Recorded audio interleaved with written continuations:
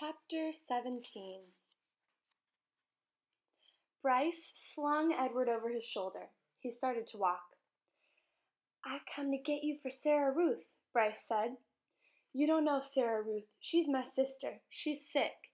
She had her a baby doll made out of china. She loved that baby doll, but he broke it. He broke it. He was drunk and stepped on that baby's head and smashed it into 100 million pieces. Them pieces was so small, I couldn't make them go back together. I couldn't. I tried and I tried."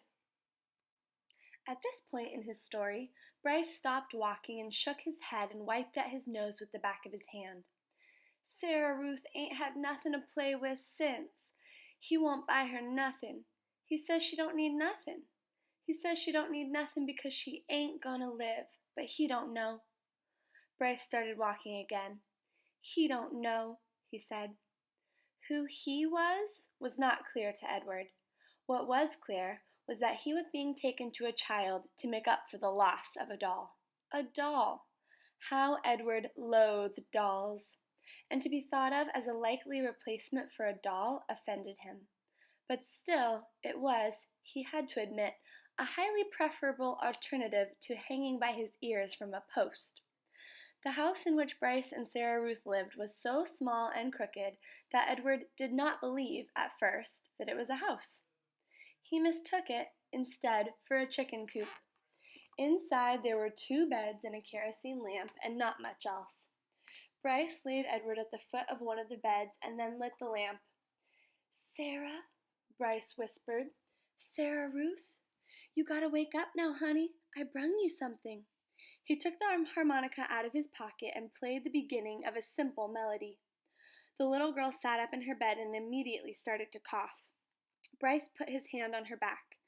"That's all right," he told her. "That's okay." She was young, maybe 4 years old, and she had white blonde hair, and even in the poor light of the lamp, Edward could see that her eyes were the same gold-flecked brown as Bryce's. "That's right," said Bryce. "You go ahead and cough." Sarah Ruth obliged him. She coughed and coughed and coughed. On the wall of the cabin, the kerosene light cast her trembling shadow, hunched over and small. The coughing was the saddest sound that Edward had ever heard, sadder even than the mournful call of the whippoorwill. Finally, Sarah Ruth stopped. Bryce said, "You want to see what I brung you?" Sarah Ruth nodded. "You gotta close your eyes." The girl closed her eyes. Bryce picked up Edward and held him so that he was standing straight like a soldier at the end of the bed. "All right, now you can open 'em." Sarah Ruth opened her eyes, and Bryce moved Edward's china legs and china arms so it looked as if he were dancing. Sarah Ruth laughed and clapped her hands. "Rabbit," she said. "He's for you, honey," said Bryce. Sarah Ruth looked first at Edward, and then at Bryce, and then back at Edward again, her eyes wide and disbelieving. "He's yours." "Mine?" Sarah Ruth, Edward was soon to discover, rarely said more than one word at a time. Words, at least several of them strung together, made her cough. She limited herself. She said only what needed to be said. "Yours," said Bryce. "I got him special for you." This knowledge provoked another fit of coughing in Sarah Ruth, and she hunched over again. When the fit was done, she uncurled herself and held out her arms. "That's right," said Bryce. He handed Edward to her. "Baby," said Sarah Ruth. She rocked Edward back and forth and stared down at him and smiled. Never in his life had Edward been cradled like a baby. "Hush," she said to Edward as she rocked him back and forth.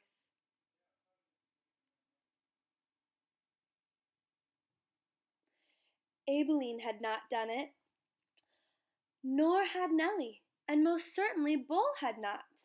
It was a singular sensation to be held so gently and yet so fiercely, to be stared down at with so much love.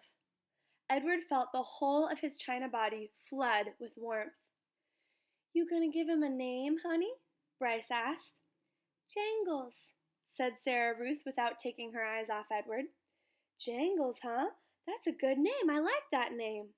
Bryce patted Sarah Ruth on the head. She continued to stare down at Edward. "Hush," she said to Edward as she rocked him back and forth. "From the minute I first seen him," said Bryce, "I knew he belonged to you. I said to myself, that rabbit is for Sarah Ruth for sure." "Jingles," murmured Sarah Ruth. Outside the cabin, thunder cracked, and then came the sound of rain falling on the tin roof. Sarah Ruth rocked Edward back and forth, and Bryce took out his harmonica and started to play, making his song keep rhythm with the rain. Chapter 18. Bryce and Sarah Ruth had a father. Early the next morning, when the light was gray and uncertain, Sarah Ruth was sitting up in bed coughing, and the father came home. He picked Edward up by one of his ears and said, "I ain't never." "It's a baby doll," said Bryce. "Don't look like no baby doll to me." Edward, hanging by one ear, was frightened. This, he was certain, was the man who crushed the heads of china dolls.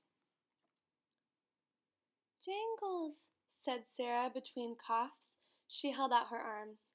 "He's hers," said Bryce. "He belongs to her." The father dropped Edward on the bed, and Bryce picked up the rabbit and handed him to Sarah Ruth. "It don't matter anyway," said the father. "It don't make no difference, none of it." "It does so matter," said Bryce. "Don't you sass me," said the father. He raised his hand and slapped Bryce across his mouth, and then he turned and left the house. "You ain't got to worry about him," said Bryce to Edward. "He ain't nothing but a bully, and besides, he don't hardly ever come home."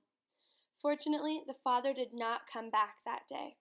Bryce went out to work, and Sarah Ruth spent the day in bed, holding Edward in her lap and playing with a box filled with buttons.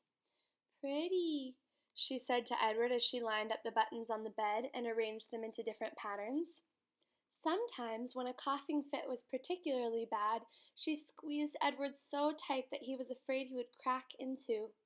Also, in between coughing fits, she took to sucking on one of the other of Edward's ears. Normally, Edward would have found intrusive, clingy behavior of this sort very annoying, but there was something about Sarah Ruth. He wanted to take care of her. He wanted to protect her. He wanted to do more for her. At the end of the day, Bryce returned with a biscuit for Sarah Ruth and a ball of twine for Edward. Sarah Ruth held the biscuit in both hands and took small, tentative bites. "You eat that all up, honey. Let me hold Jangles," said Bryce. "Him and me got a surprise for you." Bryce took Edward off in a corner of the room, and with his pocket knife, he cut off lengths of twine and tied them to Edward's arms and feet, and then tied the twine to the sticks of wood. "See, all day I've been thinking about it," Bryce said. "What we're going to do is make you dance. Sarah Ruth loves dancing. Mama used to hold on to her and dance her around the room." "You eating that biscuit?" Bryce called out to Sarah Ruth. "Uh-huh," said Sarah Ruth. "You hold on, honey. We got a surprise for you." Bryce stood up. "Close your eyes," he told her. He took Edward over to the bed and said, "Okay, you can open them now." Sarah Ruth opened her eyes. "Dance, Jangles," said Bryce. And then, moving the strings with the sticks with one hand, Bryce made Edward dance and drop and sway, and the whole while, at the same time, with his other hand, he held onto the harmonica and played a bright and lively tune. Sarah Ruth laughed. She laughed until she started to cough, and then Bryce laid Edward down and took Sarah Ruth in his lap and rocked her and rubbed her back. "You want some fresh air?" he asked her. "Let's get you out of this nasty old air, huh?" Bryce carried his sister outside. He left Edward lying on the bed, and the rabbit, staring up at the smoke-stained ceiling, thought again about having wings. If he had them, he thought, he would fly high above the world, to where the air was clear and sweet, and he would take Sarah Ruth with him. He would carry her in his arms. Surely, so high above the world, she would be able to breathe without coughing. After a minute, Bryce came back inside, still carrying Sarah Ruth. "She wants you too," he said. "Jangles," said Sarah Ruth. She held out her arms. So Bryce held Sarah Ruth, and Sarah Ruth held Edward, and the three of them stood outside. Bryce said, "You gotta look for falling stars. Them are the ones with magic." They were quiet for a long time, all three of them looking up at the sky. Sarah Ruth stopped coughing. Edward thought that maybe she had fallen asleep. "There," she said, and she pointed to a star streaking through the night sky. "Make a wish, honey," Bryce said, his voice high and tight. "That's your star. You make you a wish for anything you want."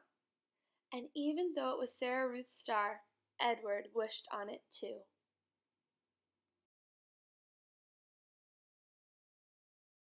Chapter 19.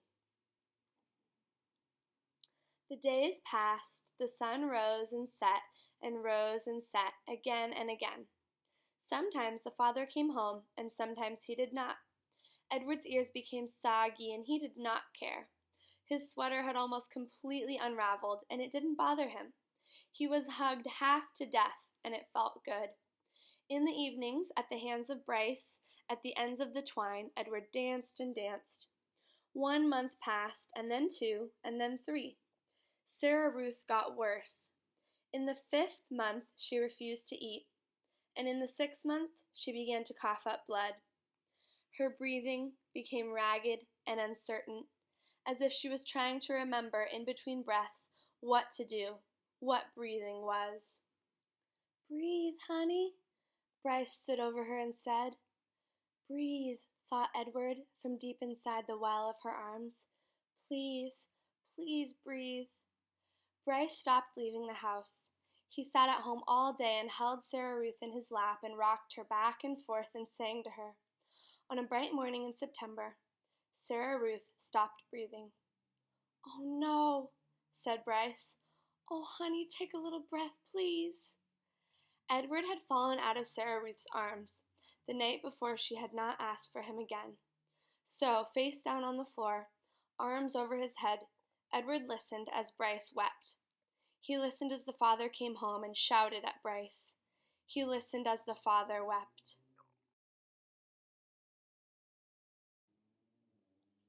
"Come on, Jangles." "You can't cry," Bryce shouted. "You got no right to cry. You never even loved her. You don't know nothing about love." "I loved her," said the father. "I loved her." "I loved her too," thought Edward. "I loved her, and now she's gone. How could this be?" he wondered. How could he bear to live in a world without Sarah Ruth? The yelling between the father and son continued, and then there was a terrible moment when the father insisted that Sarah Ruth belonged to him, that she was his girl, his baby, and that he was taking her to be buried. "She ain't yours!" Bryce screamed. "You can't take her! She ain't yours!" But the father was bigger and stronger, and he prevailed. He wrapped Sarah Ruth in a blanket and carried her away.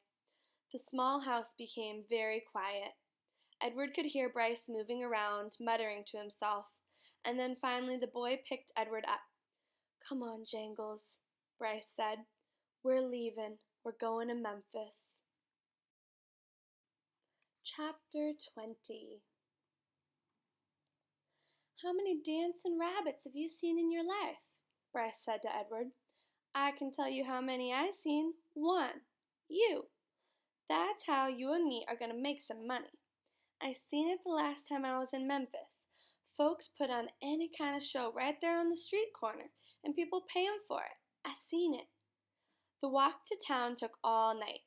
Bryce walked without stopping, carrying Edward under one arm and talking to him the whole time. Edward tried to listen, but the terrible scarecrow feeling had come back, the feeling he had when he was hanging by his ears in the old lady's garden. The feeling that nothing mattered and that nothing would ever matter again. And not only did Edward feel hollow, he ached. Every part of his china body hurt. He ached for Sarah Ruth. He wanted her to hold him. He wanted to dance for her. And he did dance, but it was not for Sarah Ruth. Edward danced for strangers on a dirty street corner in Memphis.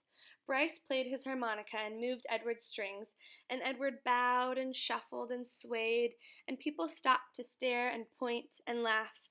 On the ground in front of them was Sarah Ruth's button box. The lid was open to encourage people to drop change inside. "Mama," said a small child, "look at that bunny. I want to touch him." He reached out his hand for Edward. "No," said the mother, "dirty." She pulled the child back away from Edward. "Nasty," she said. A man wearing a hat stopped and stared at Edward and Bryce. "It's a sin to dance," he said. And then after a long pause he said, "It's a particular sin for rabbits to dance." The man took off his hat and held it over his heart. He stood and watched the boy and the rabbit for a long time. Finally he put his hat back on his head and walked away. The shadows lengthened. The sun became an orange dusty ball low in the sky. Bryce started to cry. Edward saw his tears land on the pavement, but the boy did not stop playing his harmonica. He did not make Edward stop dancing. An old woman leaning on a cane stepped up close to them. She stared at Edward with deep, dark eyes. "Pellegrina?" thought the dancing rabbit. She nodded at him. "Look at me," he said to her. His arms and legs jerked. "Look at me. You got your wish. I have learned how to love. And it's a terrible thing. I'm broken. My heart is broken. Help me." The old woman turned and hobbled away. "Come back," thought Edward. "Fix me." Bryce cried harder. He made Edward dance faster. Finally, when the sun was gone and the streets were dark, Bryce stopped playing his harmonica. "I'm done now," he said. He let Edward fall to the pavement. "I ain't gonna cry any more." Bryce wiped his nose and his eyes with the back of his hand. He picked up the button box and looked inside it. "We got us enough money to get some to eat," he said. "Come on, Jangles."